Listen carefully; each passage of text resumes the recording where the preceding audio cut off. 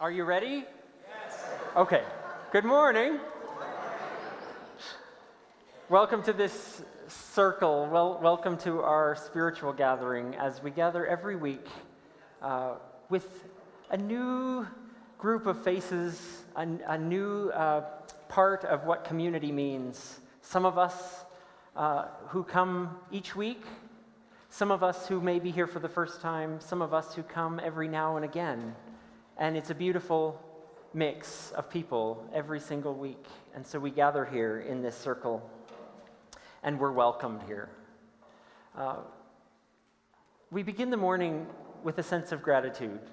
Gratitude for this new day, for the earth's spin toward the sun one more time, for our beautiful land that we live in, that we've shared with so many, with family, with friends, with those who we now enjoy it with, as well as with those whom we remember enjoying it, those ones who have gone before us. As well, we enjoy it with all of our hopes and our dreams for the future. And we come right to the center, right here in this present moment, to share gratitude for this land, for this place, for this community, for the spirit that enlivens all of it and that moves through and among all of us.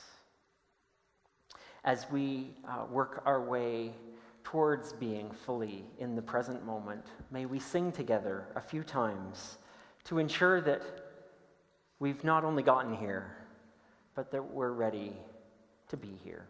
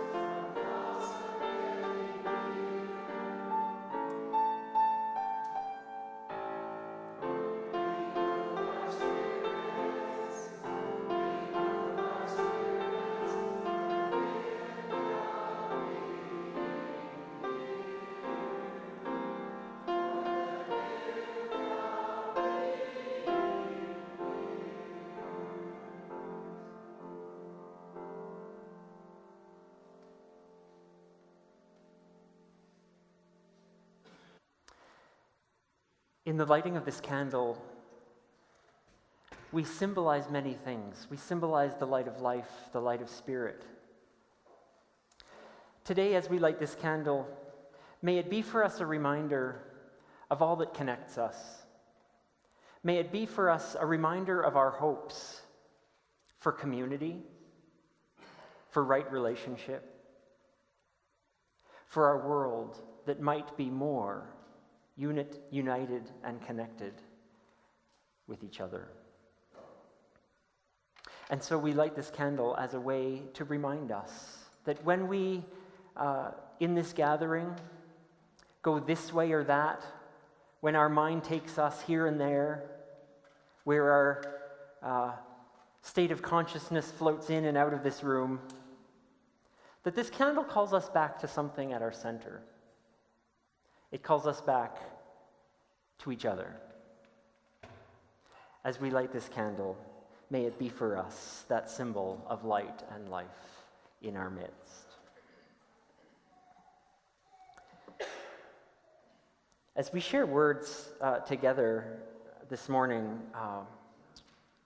I'd invite you to speak a response to every phrase that I speak. The response is, there's a place for you in this circle. On this, the beginning of Pride Week and Pride Month here in the city of Edmonton,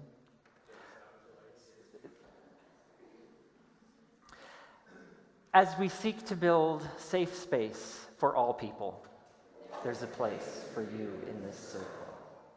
Wherever we come from, wherever we've been, there's a place for you in this circle. Wherever we are, whoever we are, and whoever we're becoming, there's a place for you in this circle. Whatever we've done, whatever we're planning, there's a place for us in this circle. However we find ourselves here, however we feel, there is a place for you in this circle.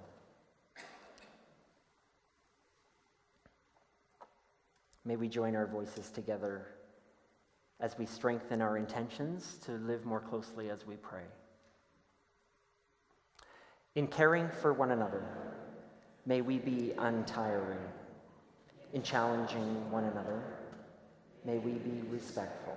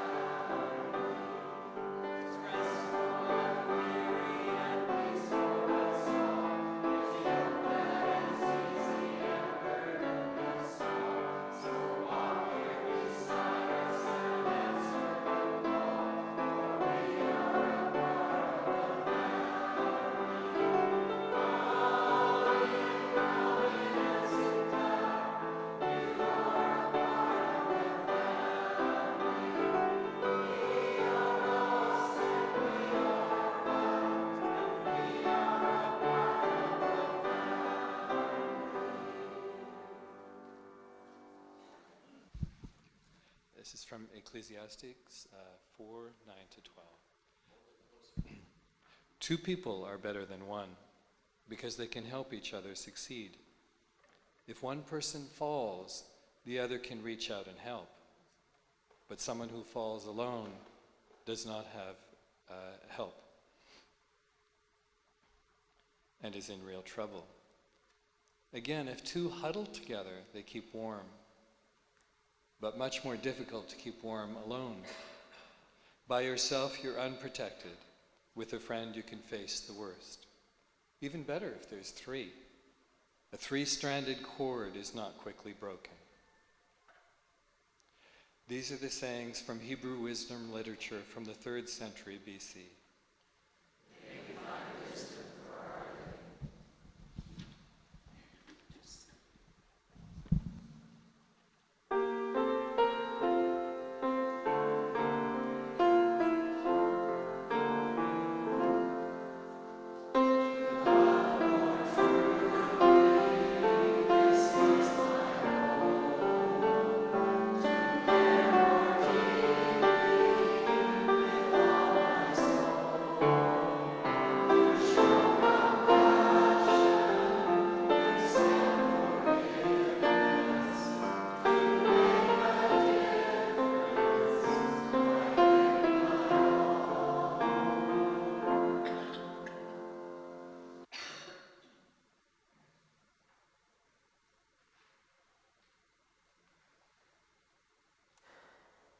This morning we continue our series on those things that sidetrack us from a positive and healthy spiritual life. And today we focus on isolation. The Buddhist tradition suggests that facing up to our essential aloneness is where the spiritual life actually begins. It begins when we realize we're alone. Isolation is a great motivator for the spiritual quest, but it's also a path that can be so treacherous. It can be dark. Our aloneness isn't just solitude, which is a healthy balance of being with oneself, but it can also include loneliness, a sense of being alone in the world. And perhaps, like the Buddhist tradition, the Christian tradition similarly has spoken words at various times about that difference. Theologian Paul Tillich, many years ago, said it this way: loneliness expresses the pain of being alone, and solitude expresses the glory of being alone. Psychological studies show that people who are isolated from contact with other people tend to develop quite severe mental anguish and illness in a relatively short period of time. As the Globe and Mail reminded me yesterday, beyond 15 days, solitary confinement is considered torture. And that's one thing to consider, that in an environment of incarceration where isolation and aloneness likely has very much, in Paul Tillich's words, very much more a expression of solitude, very much more an expression of loneliness than solitude. But think too of solitary confinement in the sense that we self-impose on ourselves.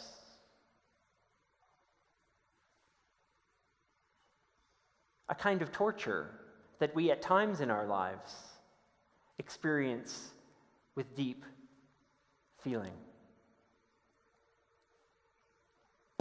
Whatever we try to do to relieve this sidetrack through our denial that we have a deep need for connection, to believe that we as paper clips can be scattered across and away and apart from each other, or to the compulsive work or the compulsive social activities that we're about, not recognizing this disease of separation. So much so that taking rest in our families or our communities becomes difficult for us to do.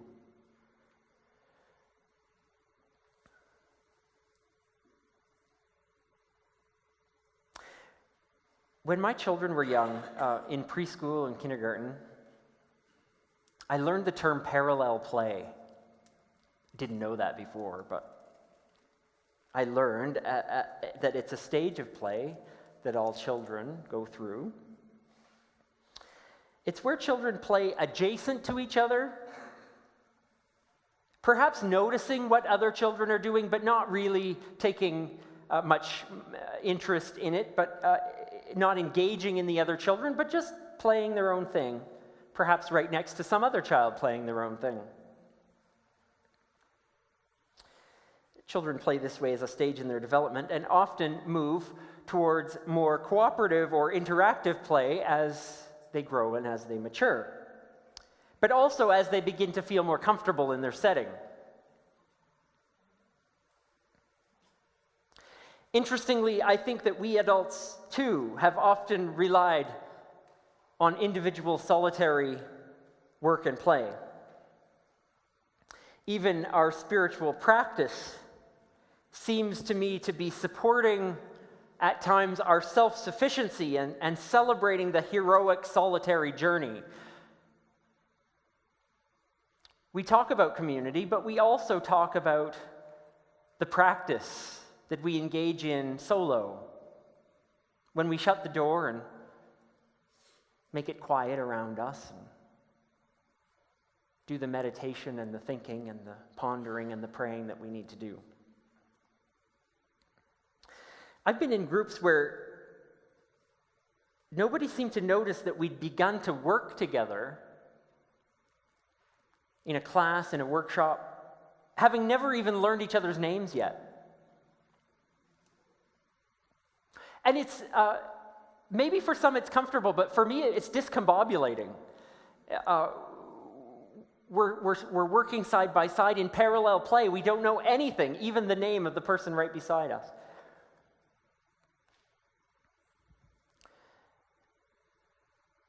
I've been in neighborhoods, and we all have, where we can live 4 meters from our neighbor's home. Our houses are close together, and we cannot know who they are.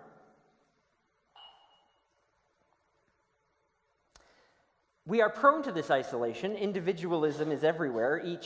Each ad, each product, each new device that claims it will change the way we live actually, in fact, does change the way we live.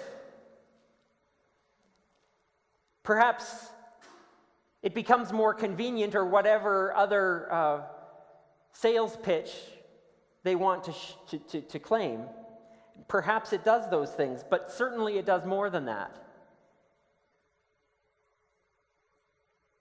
Certainly it creates a life, a convenience, a way for us to be more alone. Even if it connects us digitally,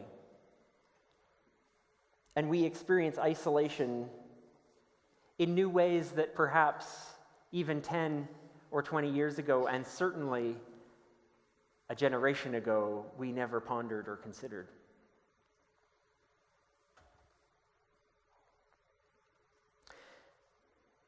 The choice to be sidetracked from a healthy spiritual life often involves some degree of pride and self-obsession. When we're isolated from friendships, from positive relationships, we tend to focus, or maybe the better word is fixate, on our own experiences, either in prideful ways of focusing exclusively on our own achievements, or on the flip side, in depressive ways that focus entirely on our own inadequacies, both of them being unhealthy.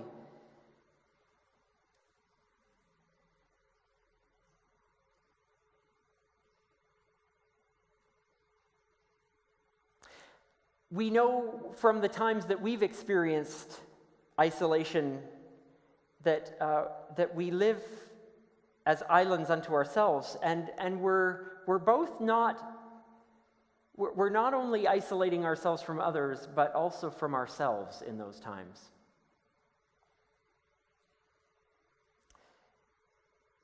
It becomes very difficult to know oneself apart from anyone else.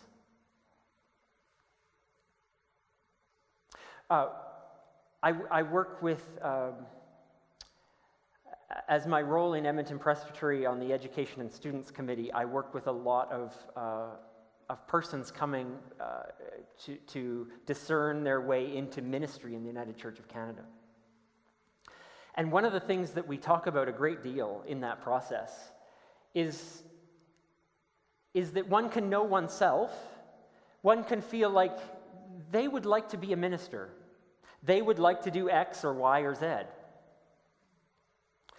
And the next question and series of questions that we talk about with that individual are, what do your friends think about that? What does your family think about that? What does your spiritual community think about that? And the reason we go there is because we can know the right answer for ourselves. But we are also very good at self-delusion. So we weigh what we think ourselves with what those around us who know us, who love us, who care for us, who can see us. What do they think? What are their thoughts? Do they match? Do they jive? They don't have to be perfectly in sync, but does it feel right? It is very difficult to know oneself fully without the care of a community around you. It's been said that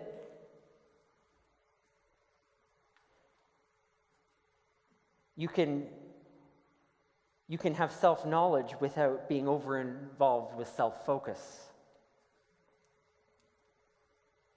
It's being said that you can think less of rather than thinking less of oneself, you can think of oneself less.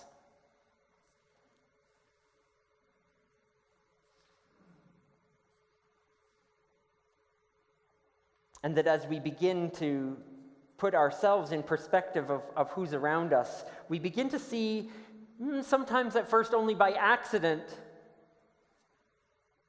real, genuine, and healthy ways of seeing and understanding ourselves.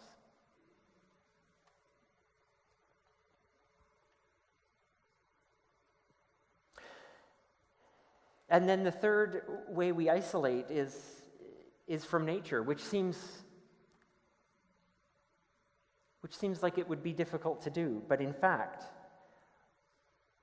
whenever isolation meets us on the path, it often pulls us away from those very things that might help us. When we're driven by self-isolation, our identity becomes about what we build ourselves, what we can do ourselves, that we can think ourselves out of it, act ourselves out of it.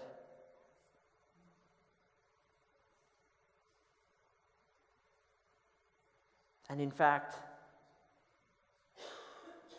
it pulls us away from those very things, like our connection with the world around us, that can be crucial into defining who we are, our relationship with ourselves, with each other, with our planet. Our spiritual tradition has, for centuries, appealed to our higher abilities to choose connection over isolation. This passage that we heard from the wisdom of Ecclesiastes talks about the value of friendship, the value of healthy, good relationships in our lives. It often gets read at weddings, but in my reading of this wisdom, it's about so much more than that. Because the writer starts off by speaking about two being better than one, which is a nice thing to say at a wedding, right? But, two people can help each other succeed. Two people, if one falls, the other can help them up. The minister usually skips over the part where the two can keep each other warm, because maybe that's too uncomfortable for a wedding service. I don't know. But then see, the writer goes on to talk about that with another you can face the worst. And even better, if there's three. That's why that's why at the wedding it stops the verse before, right? Or else the minister does gymnastics to talk about the third being God, right?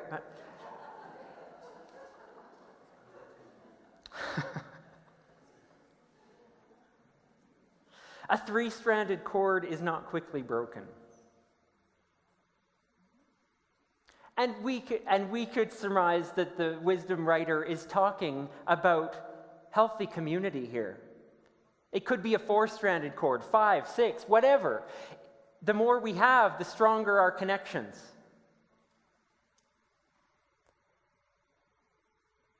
The less danger is that we encounter that real trouble that he talks about when he says, if you're alone and you fall, what then?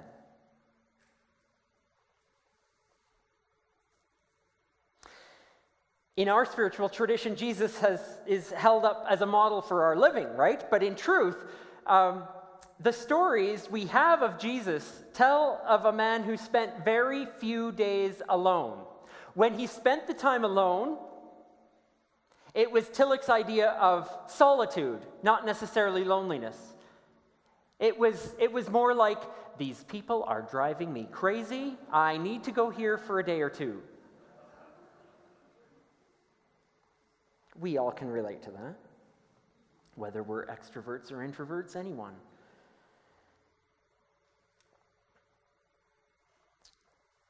This model of living that we have in Jesus lived out what we know about his public life in community, in conversation, in relationships.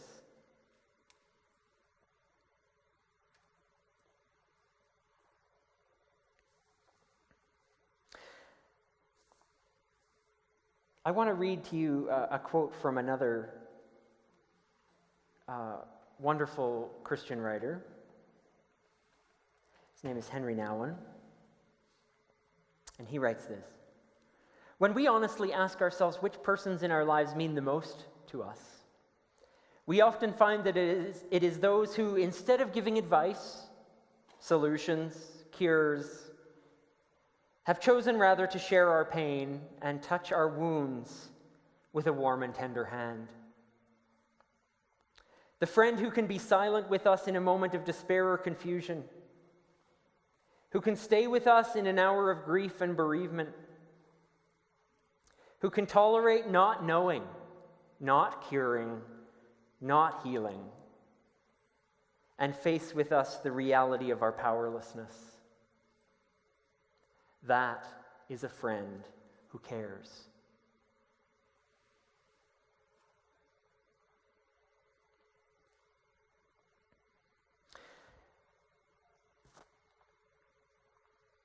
I've known many who've walked the path of alcoholism and been helped greatly by the 12-step AA program.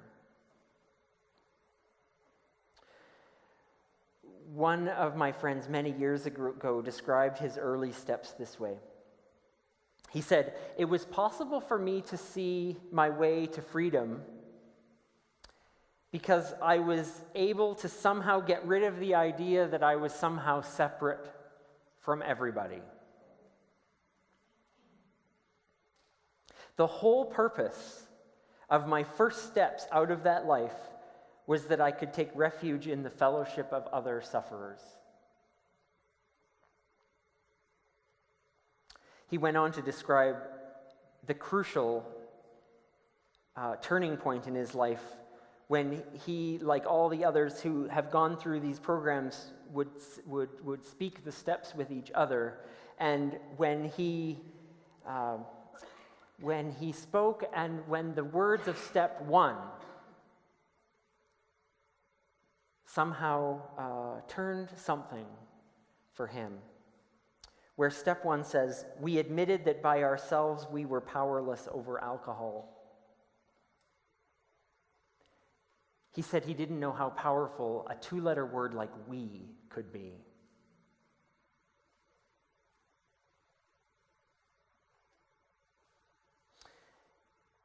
For him, getting rid of his own ego and somehow managing his addiction through the practice of surrendering the part of himself that thought he was alone, was the most powerful vehicle to a life that he calls a life of freedom.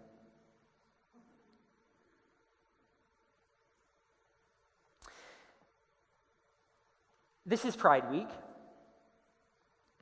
and it's an appropriate time to talk about the real danger with this whole topic of isolation. As the statistics will tell you, and those who are bullied and disrespected and excluded and discriminated feel ultimately alone. That's the power of bullies and discrimination. That's the power of being excluded, is that it does create isolation. That it's them against the world, me against the world. Whether it's a child or a teenager or someone in the workplace or a senior, this isolation brought to bear diminishes hope to such a degree that tragedy can often ensue.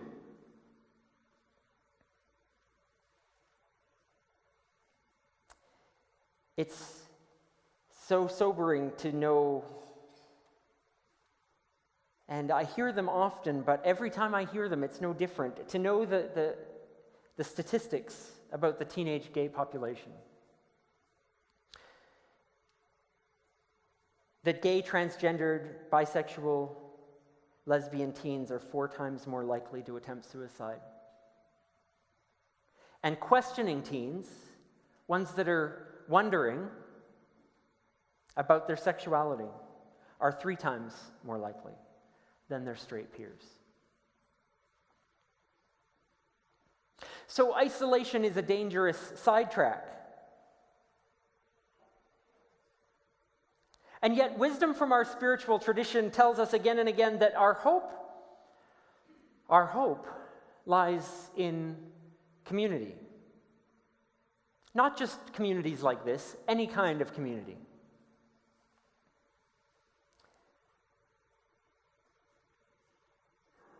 It's in the simple things of life, like breaking bread and sharing a meal together, like sitting knee to knee to let our emotions out with each other, to pray, to ponder, to commit to one another, if only for a day, to do something simple. It's in these basic acts of community, of friendship, of connection, where relationship is nurtured and where I'd venture to say salvation is found. And you know me well enough, don't get me wrong, I don't mean salvation in the eternal soul kind of way. I mean the salvation in the kind of living fully, living healthily, living with love in our lives for yet one more day.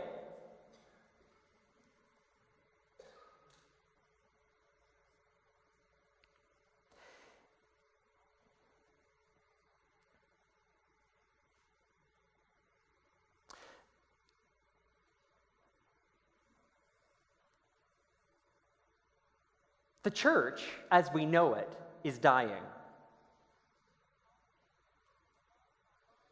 That can make us sad, or that can make us hopeful of new opportunities.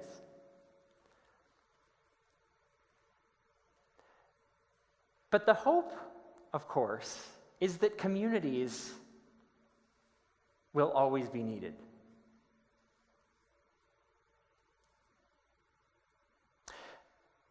Many congregations in our city are closing, are amalgamating, are finding other ways to do things.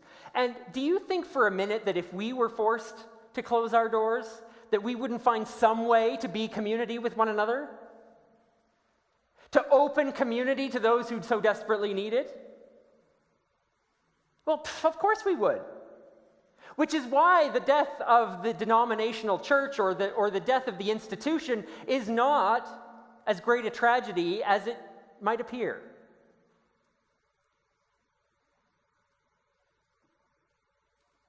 Jesus didn't have no institutional church to rely on when communities were building, when he was finding friends to gather with one another because they needed connection. We don't need it either. Then again, I sometimes put myself out on one of those long, skinny branches and wait to see what happens if it falls. I guess the point is, as spiritual community, it's our role to show those who really need it that they're not alone. Because none of us are. None of us are alone. We build our community around the value of making space at the table, around being a safe space for everyone, around walking together in the journey of life and meaning.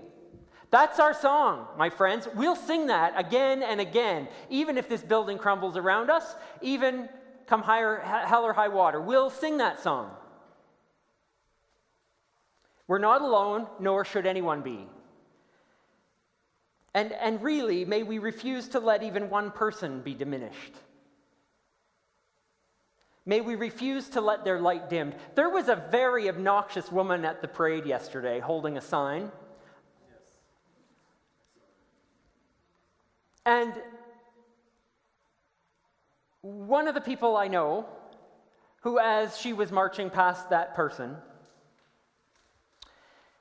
said to her, "This day is about love and acceptance, regardless of who you are." It's going to bring tears to my eyes. She said, "If you don't have love in your heart, I wish it for you, but perhaps you should find it and then come back."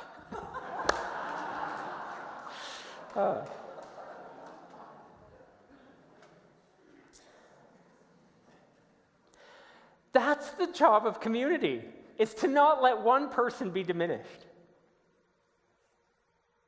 So, my hope for us as a community is that we'll let our legs be free to stand up and be seen. That we'll be free with our ears to listen and understand, and we'll be free with our tongues to speak up and be heard, regardless of what's going on around us, because we know the importance of connection, of community, and what it means to belong and not be alone. So right now, I invite us to just take a moment to ponder, because this sidetrack of isolation is something that's not just for those that are among the greatest statistics. Isolation hits us all. May we use the next moment or two to see where we ourselves are isolated, where we are isolating ourselves. What must we embrace, and what courage do we need to break the places of isolation within us? It starts with us. It always does. And where, too, can we sense that we can make a difference in building that safe community for someone next to us, to help break their isolation? Where do we need it ourselves, and where do those closest to us need it? Let's take time to reflect and build this wisdom within us. We build it together. We build it starting here.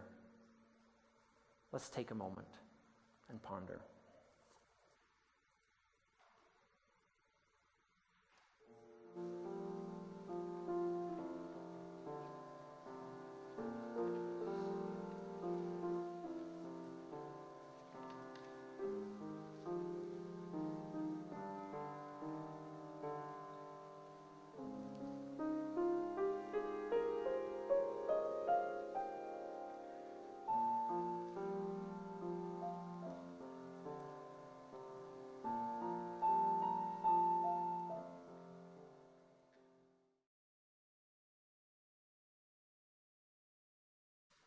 I talked earlier about the table as a metaphor, that we create a table in our lives for all to be welcome, and create a place for everyone that desires to sit at that table. We get the great privilege and opportunity every once in a while to make that metaphor a little bit more real, to invite each of us to the table to find a place, to celebrate our belonging, to celebrate that we're not alone. And so as we do that today, I'll speak words that invite us to the table, and I will follow those words at times with the phrase, "We're all invited." And if you would respond to that with, "We all can come,"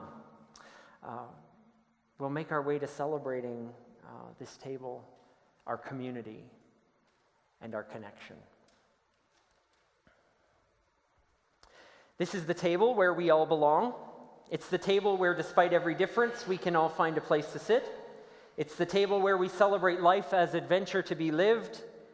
It's the table where we eat at the feast of existence. We're all invited. We all can come. This is the table where we celebrate the spirit of compassion and inclusivity that we know in the stories of Jesus. This is the table where we recognize our communion with all, with each other, with our spiritual forebears, with all peoples and all cultures, with what has come and what is yet to come. This is the table where we honor the life within us, in all its wholeness and brokenness, in its human strength and frailty. It's the table where we honor how we pour out our lives as this juice is poured for one another and for the love of the world, as we hope it will be. We're all invited. We all can come. This is the table where we find bread for each of our journeys. Bread that is broken here among us so that we can share it, symbolizing the way our lives are at times broken. It's the table also where we find a cup that blesses us,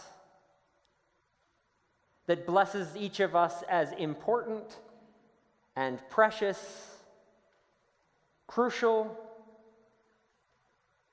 and beloved. This is the table where we all find welcome, and it's the table where we all share life, and we're all invited. We all can come. This is the table for us. We're welcome at this table. You don't need to be a member of this church to come and find a place here, to participate in this ritual. You don't need to be this way or that, or believe this or the other. We are all welcome at this table, exactly as we are. Invited, welcomed, accepted to this table of belonging. We're all invited. We all can come.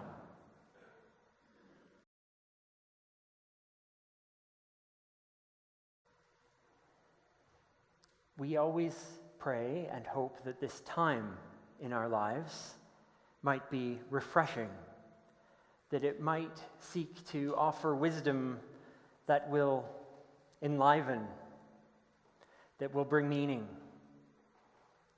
But yet not just for our sake, but for the sake of all, that we might live in community, that we might live connected to each other in ways that are profound and meaningful and beautiful.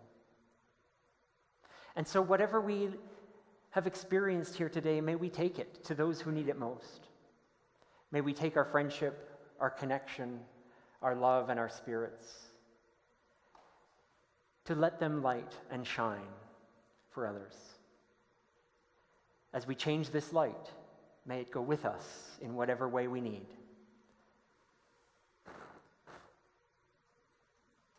We'll sing ourselves into this day.